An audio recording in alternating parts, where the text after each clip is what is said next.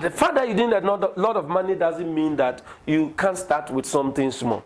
You can start with something small. It depends. All businesses can be successful depending on how you approach it. Do you know what business I recommend you go into? Food. Food is a very good business. Very, very good business. If you go into food business with good business idea, you're gonna make money. Recently, I've been eating some food. And do you know the name of the food? Abeifo, which is food. Which is food.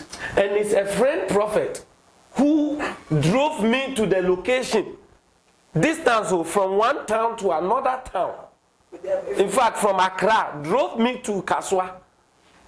There is a food, he wants me to taste it. I said, what food is it? He said, it's Abeifo. Abeifo food, how? He said, let's go there. And then he took me there. We bought it. My wife was, there. We bought the food. We went and started eating the food. Charlie, the food was nice. I was like, he said, that is why it is Abeifo, which is food. And people were calling the Abeifo because even at 12 o'clock, there will be a lot of people there buying. And meanwhile, there are other food around, but people are not buying it as much as this lady's food. And she's making a lot of money. There is something unique about the food. It's not just the taste. Packaging, customer service. But you should know that food business is very difficult. It takes a lot. And one mistake we do when we want to do certain business, many businesses, that, I want a shop. With Diagra, you never do it. I want a nice place. This person is doing well because of the location. Mommy, Papa, is not. Those are not the basic things. They are necessary, but they are not the basic things. You understand what I mean? What you need basically to do any business, first, the desire. The what? The desire. Two, the passion to pursue it. The readiness to do it. You understand? The tenacity that even when you fail, you move forward. And then you should be ready to go all out to get it done. Alright? I was talking to you about my wife's business. My wife could do the ice cream, but we sat there and said, look, okay, you can do this ice cream, but how do we make this ice cream unique? Because this is a very common ice cream. Everybody knows how to do it. So what difference are you going to bring into it? So we had to do a lot. The first thing we did was experimentation. Say experimentation. Now, we didn't take it for granted that she can do the ice cream. She can produce the product. Sometimes the mistake we make, I can do it. And so what? Stop this, I can do it. You don't just, I can do this. No. You have to experiment with your own product, the very thing you can do. Look at other options around it, okay? For example, you say you can plait hair, okay? Now, you don't just say, I can plait hair. Experiment. Sometimes do some little research and findings and investigation. Don't assume. In business, we don't what? We don't assume. Even in life, you don't assume. Many times we assume too much. People like this, so let me go and do this. No. You have to practically. Let's look at experimentation with the hair. So, there are different types of hair, isn't it? We have cornrow, we have twist, we have the weave-on, we have rasta, we have jelly. Today, people don't even do, what's the name? Jelly, or jerry? We will call it jerry. Is it jerry or jelly? Jerry. Now, do you know that somebody can bring back jelly? It's jerry, Somebody can bring it back. But because nobody has yet brought it back, it is not yet a business. But you can experiment and say, look, let me try something. And then get some people, for example, that you can do it for them, that they can showcase it. And see how people are going to give attention to it. And add some uniqueness, some identity to it. You will realize that in the next 6 months, almost everybody will be jumping into that your business. I don't know if you remember when pure water became pure water. Pure water. First, you know where you will get pure water? Supermarket. You don't get pure water. Pure water was for the rich people. Pure water was for, people, middle income and better income people. Now you going to drink pure water?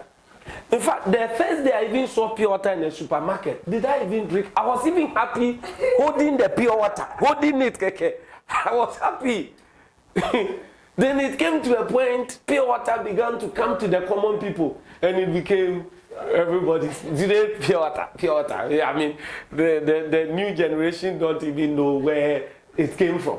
You see, when people discover that the business is lucrative, they will run into it. But there must always be that unique person who will come and then will raise it up and then add an identity to it.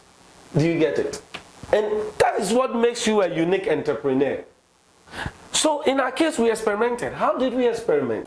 She looked at the normal ice cream she could do, and she was like, okay, having studied all this thing, what difference can I bring?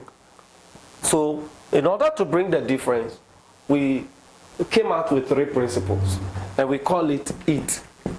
E-A-T.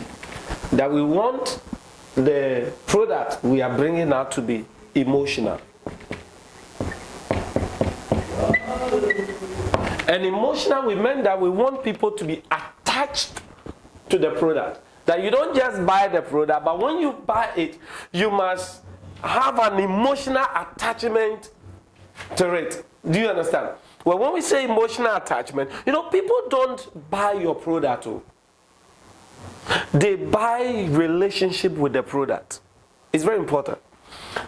Look, there are 2 universal products, the entire world. Everybody is looking for just 2 things when they are buying. Everybody, these commodities, if you have them attached to your product, you will do well. 1, smile. 2, communication. You need a smile and proper what? Communication. So you are selling and you are not smiling. The thing is, but the person is not motivated, will not come back to the product. So there is no emotional attachment. You understand? The way you relate. That's why sometimes businesses will even call you, trying to cut you so that you build a relationship with the product. It's creating an attachment. Do you understand? Correct. Then communication. How do you talk to your customers? How do you talk to people who buy your product, or even after they bought your product? Before, during, and after. You are selling, and people come there, and you can't even communicate with them very well. When they even ask you a question, you just answer straight up. Your attention is not even on the customer. Do you get it? It's a problem. So emotional, we want the product to be emotional. And Talo ice cream is highly emotional. You haven't, then you are in trouble. And those who buy, they know, because we found people highly attached to Talo ice cream, and we achieved that. Then the next one is appetizing. Appetizing, there must be something about the ice cream that will cause you to want to taste it. So one of the things we did was to make sure people want to taste it. This question, I haven't tasted it. We've had a lot of people telling us that. Oh, I want to taste it. Oh, I haven't tasted it. We already created an appetite for it. Do you get it? So normally people buy it because they've had appetite. Appetite doesn't come only through smelling. Or when you are just there, you feel like, no. It also comes by way you present the product or you market it. You understand? Then tasty. Tasty is the fact that, sometimes you can have the appetite, but when you put it in your mouth, you are just discouraged. When you're eating Talo ice cream, you have the creamy, nature all through. Do you get it? Yes. So when you taste it, you have it too. Do you know, people like sugar, but they don't like sugar. A lot of people are fighting against sugar. Okay, they don't want it, but they are attached to it. So what we tried to do was to make sure we have a moderate sugar level, whereby when you are eating it, you know that you are not eating something sugary, but yet it is sweet. Do you get it? And that's what we did. And people like Talo ice cream. Talo ice cream, in fact, it's been a blessing. I won't lie to you. Okay? You get in the picture? So when you want to do business, there are questions you have to ask yourself. You don't just stand up and then you enter into it.